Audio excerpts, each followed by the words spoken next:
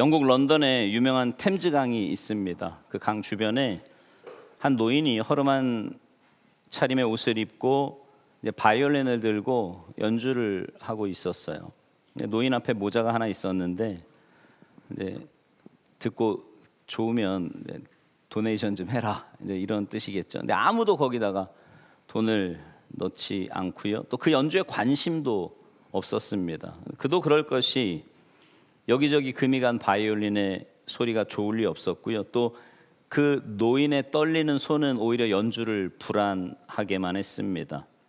근데 그때 한 외국인이요, 그 노인에게 다가가서 정중하게 이렇게 말을 해요. 선생님, 연주 너무 잘 들었습니다. 근데 제가 지금 선생님께 드릴 현금이 없는데 혹시 괜찮으시다면 제가 그 바이올린으로 몇 곡을 좀 연주해도 괜찮겠습니까? 라고 물었어요. 그래서 이 노인이 흔쾌히 자기 바이올린을 그 외국인에게 주었습니다.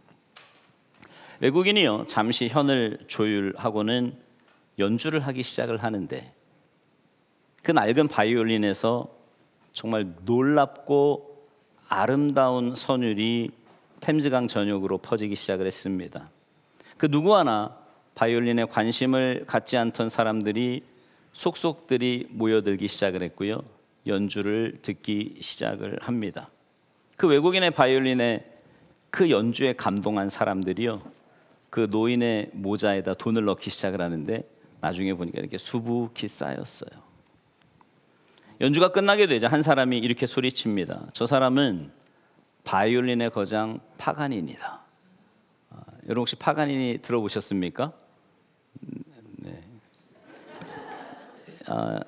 인류 역사상 최고의 바이올리니스트 중에 한 명이라고 할 만큼 거장이에요.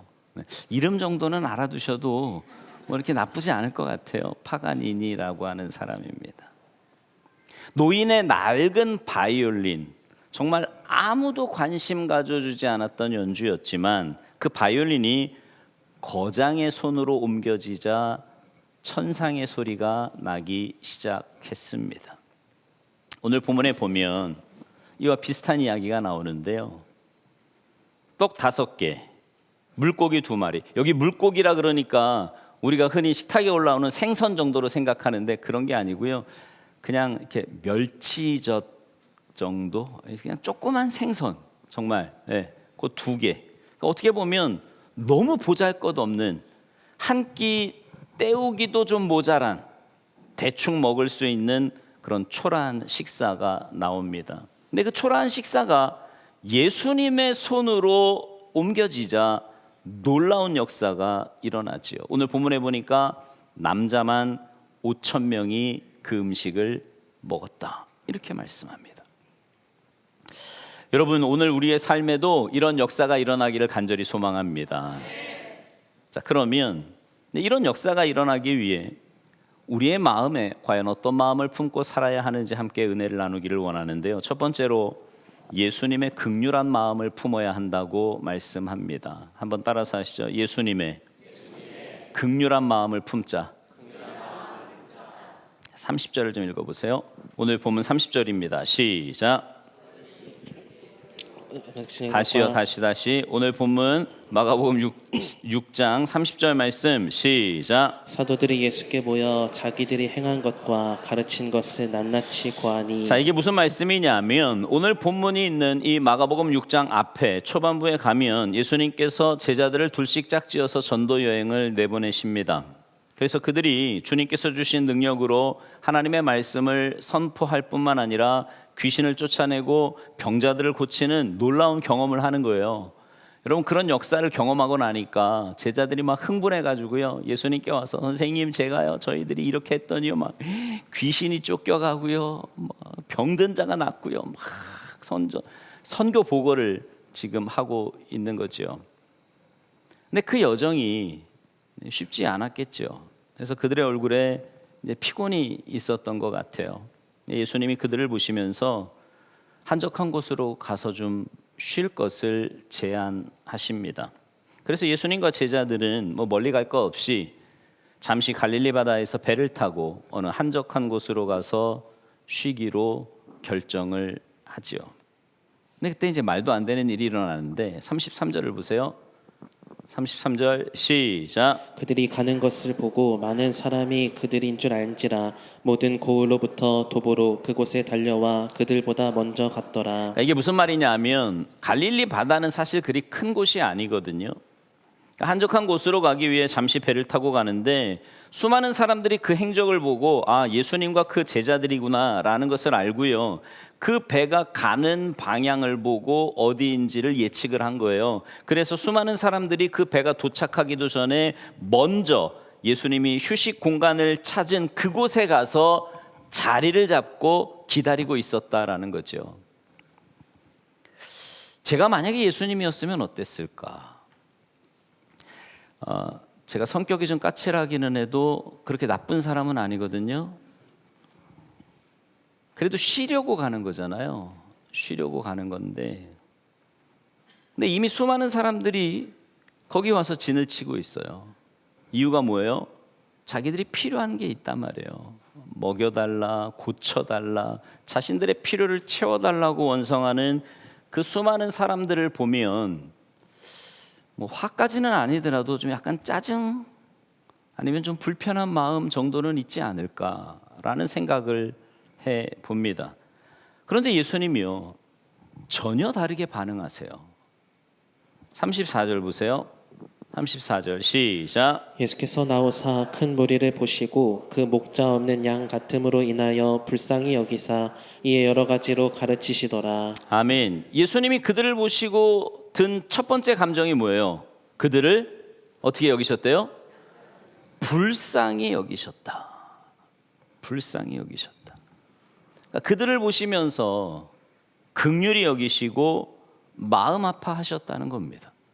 근데 여러분 사실 생각해 보면 예수님이 오기도 전에 거기에 올 만큼이면 굉장히 건강한 사람 아닐까요? 정신적으로도 별로 문제가 없는 사람일 거고요. 그렇게 따라올 정도라면 평상 생활을 하기에 아무 문제가 없는 사람일 텐데 왜 예수님은 그런 사람들을 보시면서 목자 없는 양같이 불쌍히 여기셨을까? 이유는 오늘 성경은 뭐라고 말씀하냐면 그들이 목자 없는 양같이 방황하고 있었기 때문이라고 말씀합니다. 여러분 양이라는 동물은 어때요? 저는 어렸을 때 양 그러면 막 너무 깨끗하고 막 하얗고 이런 존재라고 생각을 했는데 여러분 방목하는 양 혹시 보신 적 있으십니까? 그렇게 더러울 수가 없어요. 그죠? 그 양은 얼마나 미련한 짐승인지 모릅니다. 여러분 사람들이 왜 미련한 곰이다, 뭐 미련 곰탱이 뭐 이런 얘기 하잖아요. 곰은 절대 안 미련합니다. 얼마나 똑똑한데요. 근데 진짜 미련한 짐승 중에 미련한 짐승이 바로 양이에요. 양은요 예전에도 한번 말씀드린 것 같은데 목자가 없으면요 할 수 있는 게 아무것도 없습니다. 그냥 짐승의 밥 되기 딱 좋고요. 가다가 낭떠러지에 떨어져 죽는 것도 양이에요. 목자가 없으면. 그냥 양은요 먹을 앞에 풀이 있으면 그냥 계속 그 풀을 쫓아갑니다. 거기에 짐승이 있는지도 낭떠러지가 있는지도 모르고 그냥 가는 거예요. 이 양은 또 얼마나 비대한지 넘어지면 못 일어나요. 지들끼리 붙어 앉으면요 살이 썩어 나가도 모릅니다. 하여튼 양 미련한 거 얘기하자면요 한두 끝도 없어요. 근데 예수님은 지금 모여있는 그들을 보시면서 목자 없는 양같이 느끼셨대요. 무슨 말이에요? 죽을 위기에 있고 자기 힘으로는 아무것도 할 수 없는 정말 아무 소망이 없는 그런 존재로 그들을 보셨다라는 거죠. 여러분 예수님은요 사역하실 때 자신의 편안함에다 우선순위를 두지 않으셨습니다. 목자 없는 양같이 헤매는 그들을 돌보아 주시는 것을 최우선순위에 두셨다라는 거죠. 그렇기에 자기의 사랑하는 12제자들이 너무나 쉼이 필요하고 그래서 배를 타고 움직였음에도 불구하고 그곳에 이미 진을 치며 기다리고 있는 그들에게 짜증을 내고 화를 낸 것이 아니라 오히려 그들을 보며 불쌍히 여기셨다, 긍휼히 여기셨다라고 말씀합니다. 우리 교회도 보면 많은 사역자들이 있습니다. 셀 리더로 교회학교 교사로, 찬양대로, 찬양단으로, 주방봉사, 안내, 주차봉사, 운전, 방송실에서 정말 이 모양 저 모양으로 봉사하는 분들이 정말 많아요. 눈에 보이게 섬기는 분들도 많이 있는데 아무에게도 눈에 띄지 않는 곳에서 묵묵히 맡겨진 일에 최선을 다하는 분들도 많이 있습니다. 정말 감사한 일이지요. 근데 그분들이 이런 사역과 봉사를 할 때 가장 필요한 게 뭘까요? 그 일을 감당하기 위한 기술이나 능력일까요? 아니면 학벌이나 돈일까요? 그렇지 않습니다. 가장 중요한 것은 오늘 본문에서 나오는 것처럼 주님의 마음을 품는 겁니다. 예수님의 마음. 여러분, 사역하는 사람들에게 있어서, 특별히 셀 리더나 우리 일부 예배 때 우리 교회학교 교사들에게도 그런 얘기했는데, 사람을 만나는 사람들에게 있어서 제일 많이 필요한 마음은 주님의 마음입니다. 주님의 마음. 목자 없는 양과 같이 방황하는 그들을 보면서 부족하지만 그들에게 예수님의 마음을 갖고 다가가는 것, 우리 모든 섬기는 일에 있어서 가장 중요한 마음이라는 거지요. 왜냐하면 그런 마음 없이는요, 주님께서 주신 사명을 감당할 수 없기 때문입니다. 설사 그 마음이 없이도 사역을 감당한다고 쳐도 그 결과는 대부분 보면 문제가 생기고 갈등이 일어나기 쉬워요.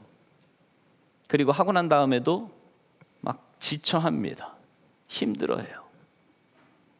바라기는 여기 있는 모든 분들이, 여러분이 만나는 모든 사람들, 뭐 교회에서뿐만이 아니라 자녀를 대할 때도, 성도를 대할 때도, 또 어디서 누구를 만나든 그들이 입고 있는 옷이나 그들의 재력이나 학벌이나 배경을 보는 것이 아니라 그들의 마음속에 정말 주님이 계신가? 만약에 그렇지 않다면 여러분의 마음속에는요, 주님의 마음으로 그들을 만나야 돼요. 주님의 마음으로. 그들이 누구이건 어떤 지위이건 그 영혼을 보며 긍휼하게 여기는 마음, 아파하는 마음을 가지고 그들을 만나고 사역을 감당한다면 하나님께서는 우리의 그 작은 마음을 보시고 귀하게 역사하실 줄 믿습니다. 우리 가운데 품어야 될 첫 번째 마음은 긍휼, 예수님의 긍휼한 마음이라면, 두 번째는 신뢰하는 마음을 품어야 합니다. 한번 따라서 하시죠. 신뢰하는 마음을 품자. 이런 긍휼한 마음을 가지신 예수님과는 달리 제자들은 짜증이 좀 난 것 같아요. 해가 저물어 가는 저녁 때가 되었는데 가만 보니까 여러분, 예수님이 지금 자기들에게 뭘 제안하셨어요? 쉬자고 제안을 하셨단 말이에요. 쉴 것을 제안하셨는데 예수님이 그러시잖아요. 너희들 보니까 전도 여행하고 많이 피곤해 보인다. 배 타고 우리 한적한 곳에 가서 좀 쉬자. 먹고 자고 회복하고 그렇게 하자고 예수님이 말씀하셨는데, 근데 사람들을 가만 보니까, 지금 온 사람들을 보니까요, 자기들의 쉼에 대해서는 전혀 생각이 없습니다. 당연히 그렇겠지요. 어디에만 관심이 있어요? 자기 문제에만 관심이 있는 거예요. 제자들이 예수님께 묘수를 떠올리면서 이렇게 말을 합니다. 자, 35절 36절 보세요. 35, 36절 시작. 때가 저물어 가매 제자들이 예수께 나와 여짜오되 이곳은 빈들이요 날도 저물어 가니 무리를 보내어 두루 촌과 마을로 가서 무엇을 사 먹게 하옵소서. 무슨 말이에요? 예수님, 이만하면 됐습니다. 이만큼 하루 종일 말씀 전하셨는데 됐고요. 이제 어두워지잖아요. 좀 돌려보내서 뭘 좀 사 먹게도 하고 그들의 삶의 자리로 이제 돌아가도록 좀 돌려보내죠 라고 이야기를 하는 겁니다. 그럼 예수님이 그럴까? 좀 오래됐지, 너무 시간이 길었지, 그래 보내자, 이러실 줄 알았는데 웬걸요? 의외의 말씀을 하십니다. 37절 보세요. 시작. 대답하여 이르시되 너희가 먹을 것을 주라 하시니 여짜오되 우리가 가서 200데나리온의 떡을 사서 타나 먹이리까. 이게요, 이제 너희가 먹을 것 줘라. 그러니까 이제 제자들이 이제 폭발하는 거예요. 짜증이 난 게, 아니 예수님, 여기 사람들 좀 보세요. 200데나리온으로도 부족합니다. 여러분, 이 한 데나리온이요, 하루 품삯이거든요. 그러니까 제자들이 지금 무슨 말을 하는 거냐면, 예수님, 한 사람이 최소 6개월 이상은 벌어야 되는 그 돈이 필요하고, 혹 그런 돈이 우리에게 있다고 한들 이 수천 명이나 되는 사람들을 우리가 어떻게 먹이겠습니까? 불가능합니다. 돈이 있는 것도 아니고 먹을 것이 있는 것도 아닌데 먹을 것을 주라고요? 라고 이야기를 하는 거죠. 참았던 막 피곤하고 짜증나고 막 폭발하는 거예요. 근데 같은 내용을 여러분 그 사복음서에 예수님의 행적이 다 나오는 사건이 몇 개 안 돼요. 그러니까 어떤 사건은 마태복음에는 있는데 마가복음에는 없고 뭐 이런 사건들이 있거든요. 근데 사복음서에 다 실린 사건이 바로 이 오병이어의 사건입니다. 다 있어요, 사복음서에. 근데 요한복음에 보면 같은 내용을 담고 있는데 이렇게 짜증 내듯이 이야기한 제자들과 다른 마음을 이야기한 사람이 한 명 나와요. 우리 한번 읽어볼까요? 요한복음 6장 8절과 9절 말씀입니다. 시작. 제자 중 하나 곧 시몬 베드로의 형제 안드레가 예수께 여짜오되 여기 한 아이가 있어 보리떡 5개와 물고기 2마리를 가지고 있나이다. 그러나 그것이 이 많은 사람에게 얼마나 되겠사옵나이까. 아멘. 제자들은요, 지금 이 많은 사람들을 먹이려면 얼마나 돈이 필요한지 빠르게 계산을 하고 있었어요. 그런데 이 상황에서 안드레가요, 얼마 되지 않은 도시락을 싸온 아이를 예수님께 데려옵니다. 떡 5개, 물고기 2마리. 아까 말씀드렸듯이 여러분이 생각하는 물고기가 아니에요. 요만한 거, 정말 쬐그만 어린아이가 가져온 거니까, 그러니까 이건 말 그대로 아이 도시락. 여러분 도시락도 애들 도시락은 다른 거 아시죠? 사 먹어 보셨어요? 어른 거랑 달라요. 조그마단 말이에요. 애들 먹기에 정말 그 양이에요, 그 양. 근데 그렇게 안드레는 그 도시락을 가지고 오는데 오면서도 사실은 자기 생각도 나와요. 이게 얼마나 되겠습니까? 데리고는 오는데, 그러니까 여기 수천 명, 여러분 남자만 5천 명이라 그랬어요. 제가 늘 말씀드리지만 교회는 남자가 많아요, 여자가 많아요? 우리 교회는 남자 많은 편이에요, 이 정도면. 근데 여자들이 대체로 많거든요. 근데 그도 그럴 것이 여자분들이 마음이 더 순수해 보면. 네. 그래서 늘 이렇게 모이는 데는 여자들이 많아요. 그러니까 남자만 5천 명이다? 그러면 최소 여자와 아이까지 해서 2만 명은 모였을 거다. 성서학자들은 그렇게 추정을 합니다. 2만 명. 여러분 2만 명 모여 있는 거 보신 적 있으세요? 엄청난 수거든요. 근데 그 많은 사람에게 이 아이가 먹을 도시락 하나, 이게 무슨 도움이 되겠습니까? 그러니까 그도 이게 긴가민가 하는 거예요. 신뢰가 안 돼요. 논리적으로 숫자적으로 아무리 계산해도 답이 안 나온단 말입니다. 그럼에도 불구하고 안드레의 마음에는 예수님과 함께 해온, 그래서 예수님에 대한 신뢰의 마음이 있었다라는 거죠. 그래서 대책 없지만 그 아이를 데려와서 그 아이의 도시락을 예수님께 드립니다. 보통 보면 이렇게 어려움을 당하잖아요. 어려움을 당하면 사람들은 주로 뭘 보냐면 내가 할 수 없는 것, 그리고 내게 없는 것에 초점이 맞춰져요. 경험해 보셨어요? 그러니까 내가 뭔가 어려워요. 지금 문제가 있어요. 삶에 어려움이 딱 오면 그러면 눈에 보이는 게 그 어려운 문제, 그리고 내가 할 수 없는 것, 지금 내게 없는 것, 이런 것들이 자꾸 눈에 보인다고요. 근데 조금 긍정적인 분들은 어때요? 내가 할 수 없는 거 말고 지금 내가 여기서 할 수 있는 게 뭐지? 그리고 이 문제를 극복하기 위해서 내가 뭘 해야 되지? 이런 생각을 합니다. 조금 더 긍정적인 분들은. 그러나 그런 사람들도요, 상황이 완전 코너에 딱 몰려서 내가 할 수 있는 게 아무것도 없어요.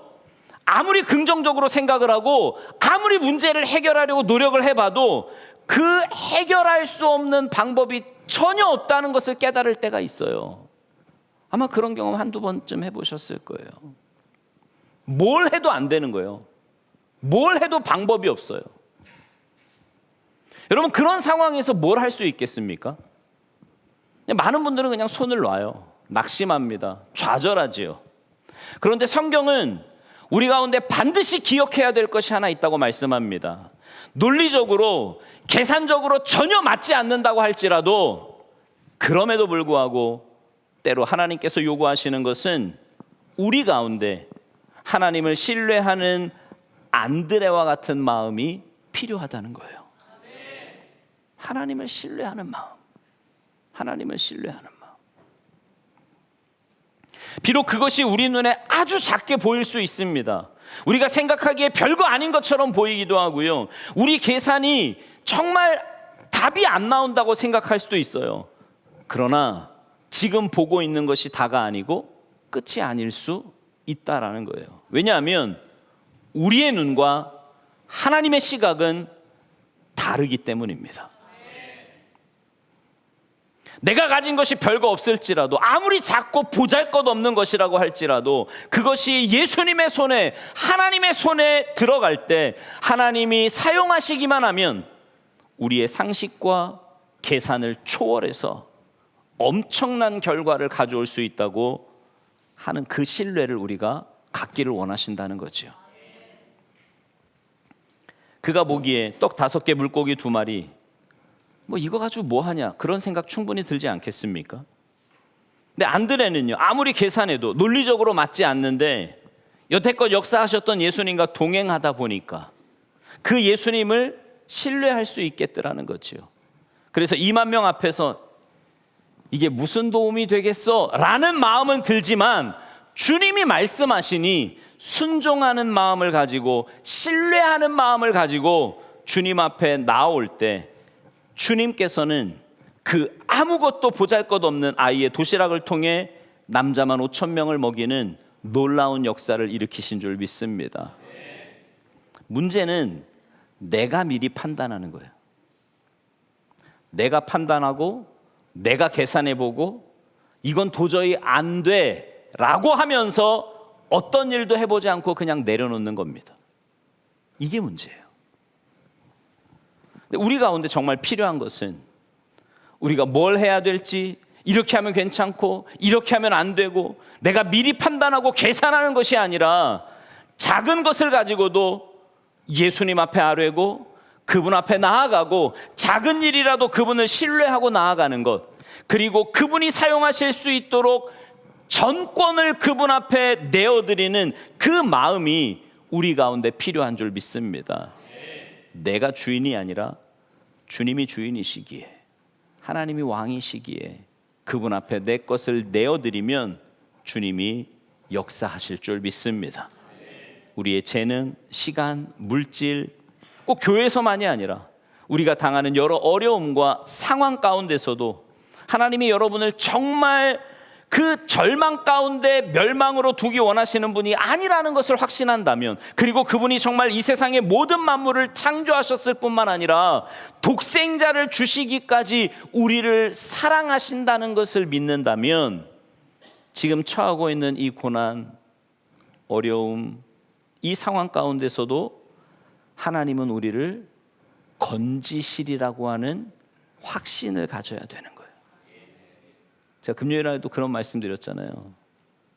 하나님이 우리를 사랑하셔서 여기까지 인도하셨으면 지금 내가 처한 이 상황에서도 하나님은 선한 길로 인도하실 거다.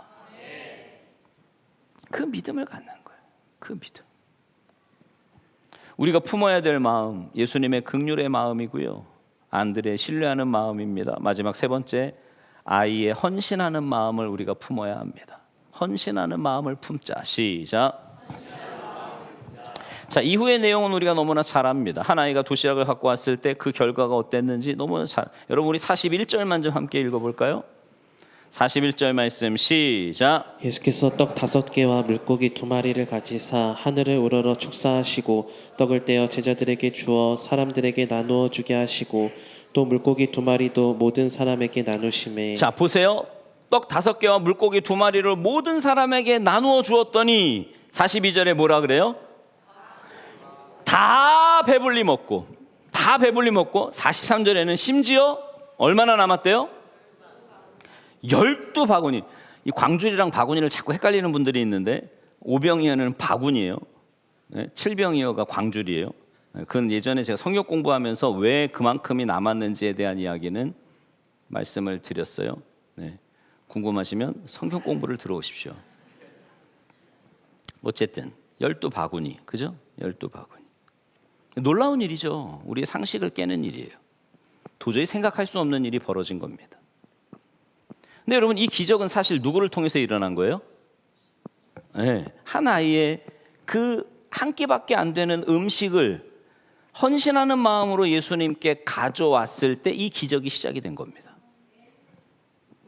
그 아이가 예수님께 자신의 도시락을 드렸고 그것이 놀라운 기적의 기초가 되었다고요. 자, 이제 아이의 입장에서 한번 생각해 볼까요? 이 아이가 몇 살인지 성경에 이야기하지 않지만 그냥 초등학생쯤으로 생각을 해볼까요, 우리? 근데 아이의 입장에서는 그 도시락이 필요가 없었을까요? 아니에요.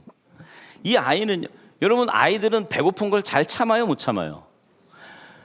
저는요, 이 아이가 너무 대단해 보이는 게요, 저 같으면 이미 다 까먹었을 것 같아. 전 학교 다닐 때도 중간에 도시락 까먹는 거 정말 잘했거든요. 다 저만 그런가요? 보통 남자들 다 그렇지 않나요? 네. 왜 그런 눈으로 저를 보시죠? 이 아이는 분명히 배가 고팠을 거예요. 하루 종일 예수님의 설교를 들으며 분명히 침이 꼴깍꼴 넘어갔을 거예요. 어쩌면 여기에다 마음이 다 있었을지도 몰라요. 허기진 배. 어른도 참기 힘든 게 시장암인데 아이의 입장에서는 얼마나 배가 고팠을까요? 여유 있게 드렸을까요? 아니었을 것 같아요. 자기가 먹고 싶었을 거라고요. 그럼에도 불구하고 예수님의 요청에 이 아이는 자신이 갖고 있는 음식을 드립니다. 자, 이런 상상 한번 해볼까요? 2만 명쯤 모였다 그랬어요. 2만 명 중에 도시락 싸온 사람이 이 아이 하나였을까요? 그날따라 모든 사람들이 한 명도 도시락을 안 싸오고 이 아이만 유일하게 도시락을 싸와서 아무리 뒤져봐도 도시락이 없고 이 아이에게만 있어서 그 도시락을 드린 걸까요? 아니었을 것 같아요. 분명히 그날 도시락 싸온 어른들이 훨씬 더 많았을 거예요. 그리고 그 어른들은 도시락을 갖고 두 가지 마음을 품었을 겁니다. 하나는 뭐예요? 이거 내봐야 아무 소용없다. 또 하나는 뭘까요? 나 혼자 먹어야지. 이런 마음이요. 그러니까 어른들은요, 벌써 계산을 딱 해보면 이건 안 되는 거예요. 안 돼. 이 많은 사람에게 요까짓 게 무슨. 근데 이 아이는 어때요? 여러분 보세요. 아이는요, 모든 사람들이 막 다 기뻐하는 그 모습을 봤잖아요. 도시락을 자기가 내서. 모든 사람들이 예수님을 찬양합니다. 저 조그만 거 하나 가지고 이 많은 사람이 먹다니 12바구니나 남았네. 근데 그 기쁨과 그 아이가 누렸던 기쁨을 여러분 한번 비교해 보실래요? 아이에게는요, 이거 평생 간증거리였을 거예요. 오병이의 기적 들어봤지? 내가 낸 거잖아, 내가. 남자들 왜 군대 가서 뭔 일 하나 하고 나면 난 70 넘어서도 얘기하시는 분 봤거든요. 그냥 자랑스럽게 그거만. 90%는 뻥인 거 아시죠, 그거? 그냥 막. 이 아이는요, 아마 죽을 때까지 그 얘기했을 거예요. 내가 드린 도시락으로 이 많은 사람들이 먹었다는 거. 그때 있었어? 남은 거 봤어? 이 간증, 이 기쁨은요, 헌신한 자만 누릴 수 있는 간증과 기쁨이에요. 만약 자기 혼자 먹었다면 자기만 배부르고 말았겠죠. 더 이상의 어떤 진적도 없었을 거고요. 주변에 영향력도 없어요. 그러나 가지고 있지 않았어요. 어른들은 안 내놨다니까요. 왜요? 머리가 팍팍 도니까. 수만 명이 있는데 이 도시락 하나 가지고 계산이 안 서거든요. 논리적으로 말이 맞지 않아요. 내가 드린다고 무슨 유익이 되냐. 맞아요, 그 생각. 인간적으로 생각하면 100번 맞습니다. 그러나 아무리 작은 것이라고 할지라도 하나님 앞에 헌신하는 마음으로 드렸던 이 아이의 헌신을 통해 수많은 사람들이 기적을 체험하게 된 줄로 믿습니다. 주님은 이 순간도요, 무슨 막 학식이 뛰어나고 재정적으로 막 여유가 있고 지위적으로 명예롭고 이런 사람을 찾으시는 게 아니고요, 자기가 있는 그 선 안에서 최선을 다해 헌신하는 사람, 그것이 아무리 작은 것이라고 할지라도 하나님을 신뢰하고 긍휼한 마음을 품고 내어드리는 그런 사람을 찾으시리라 확신합니다. 그리고 그런 사람을 통해서 역사는 흘러갔어요. 특별히 하나님의 역사는. 여러분, 하나님은 늘 사람을 통해서 일하시는 거 아시죠? 늘 사람을 통해서 일하세요. 대단하고 위대하고 똑똑하고 이런 사람 아니고요, 하나님은 주님의 마음을 품고 주님을 온전히 신뢰하며 그 하나님 앞에 헌신하는 자를 찾으시는 줄 믿습니다. 바라기는 여기 있는 모든 분들이 오늘 본문에 나와 있던 이런 역사가 여러분의 가정에, 여러분의 일터에, 그리고 이 교회에 있게 되기를 간절히 소망합니다. 근데 이런 역사는 그냥 일어나는 게 아니고요, 예수님의 긍휼한 마음, 안드레의 신뢰하는 마음, 그리고 아이의 헌신하는 마음 없이는 이런 역사가 결코 일어나지 않아요. 물론 여러분들이 이럴 수 있어요. 여기 나와 있는 수많은 군중처럼 누군가 그런 긍휼한 마음을 가지고 주님을 신뢰하고 헌신했더니 막 역사가 나타나는 거예요. 여러분, 역사가 나타나는 현장이 있는 것도 괜찮아. 있어 보셨어요? 옆 사람이 막 하나님의 은혜와 복을 받잖아요. 그럼 나한테 떨어지는 콩고물도 좀 있어요. 봐, 먹었잖아, 같이. 여러분도 그런 군중이 될 수 있어요. 기분이 별로 안 좋으세요? 그런 역사의 현장에 있는 것도 나쁘지 않다니까. 그런데 하나님이 정말 원하시는 건 우리가 그런 군중으로 남아있는 것이 아니라 역사의 주인공이 되기를 원하시는 줄 믿습니다.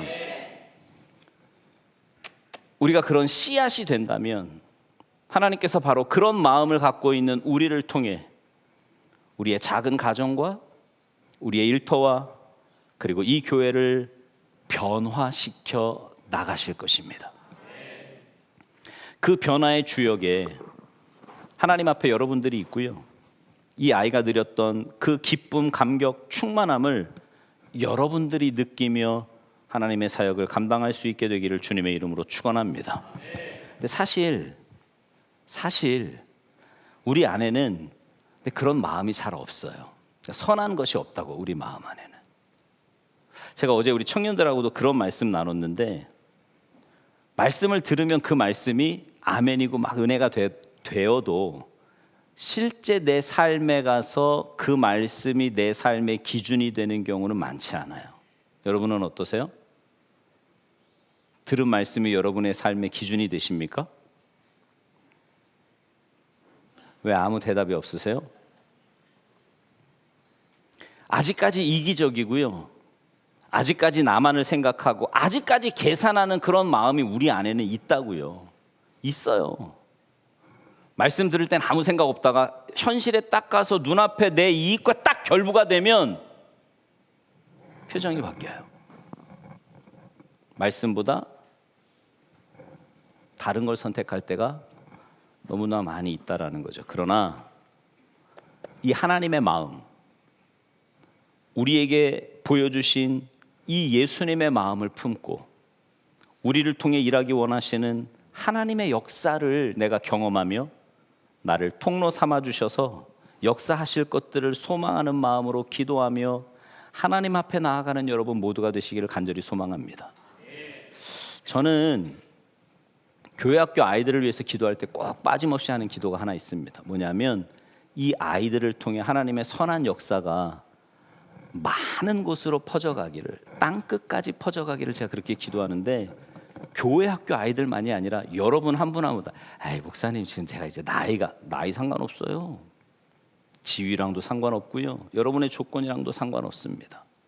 하나님께 붙잡힌 바 되어 작은 역사부터 시작해서 하나님의 놀라운 역사가 이런 마음을 품고 하나님 앞에 헌신하는 여러분을 통해 나타나게 되기를 주님의 이름으로 축원합니다.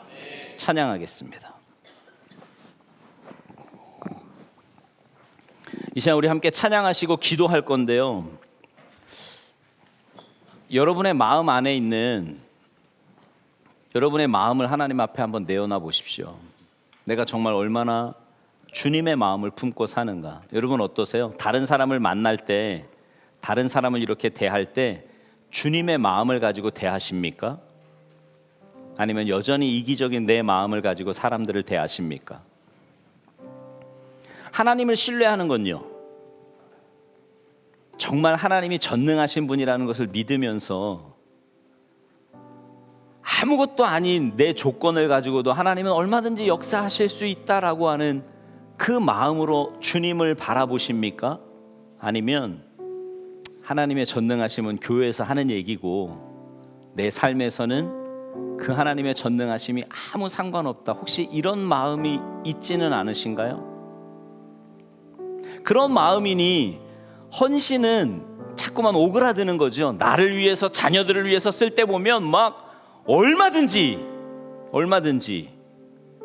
그런데 하나님 앞에서 헌신하자 그러면 시간도 물질도 에너지도 도무지.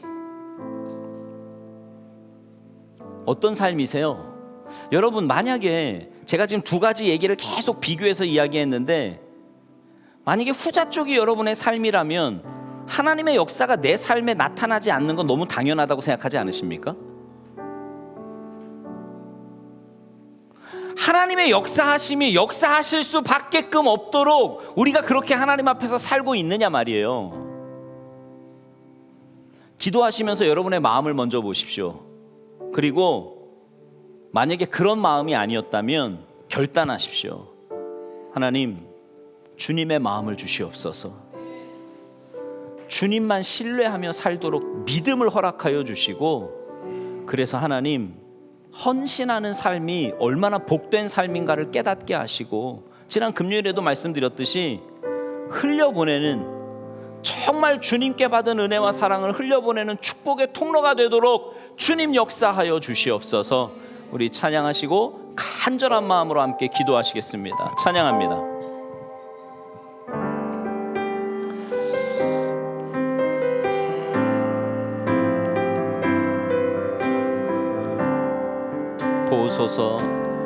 보소서 주님, 나의 마음을 선한 것 하나 없습니다.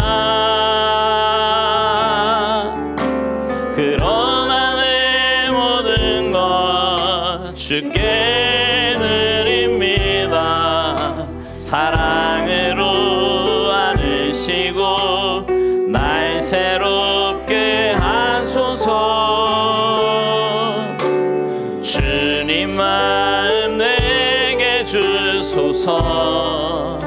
내 아버지, 주님 마음 내게 주소서. 나를 향하신 주님의 뜻이 이루어지도록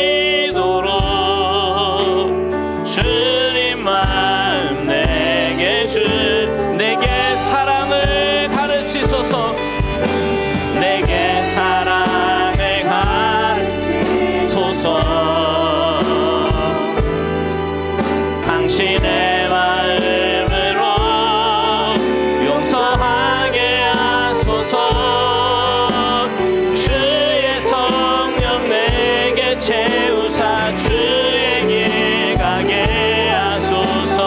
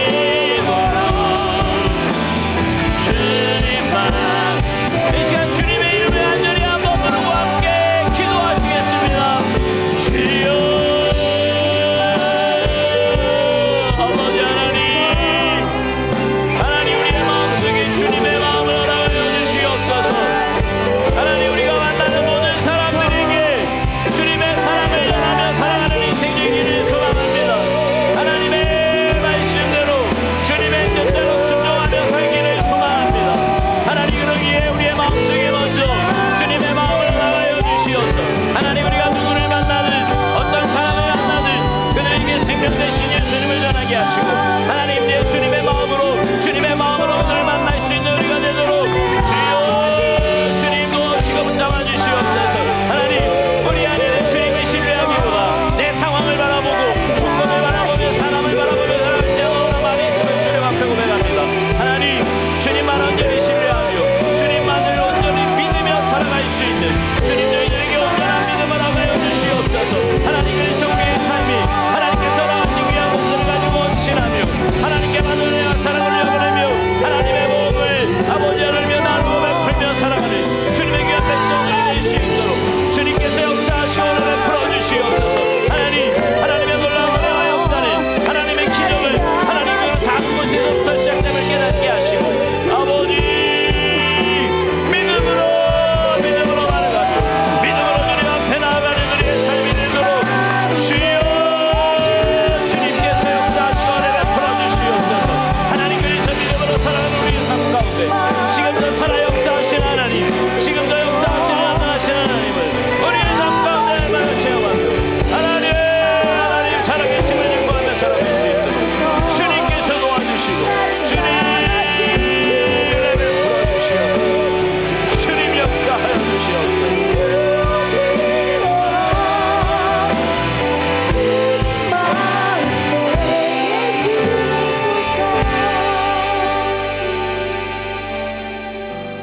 살아계신 하나님은 지금도 살아 역사하시며 우리의 모든 생사화복을 주관하시며 전능하신 하나님이신 줄로 믿습니다.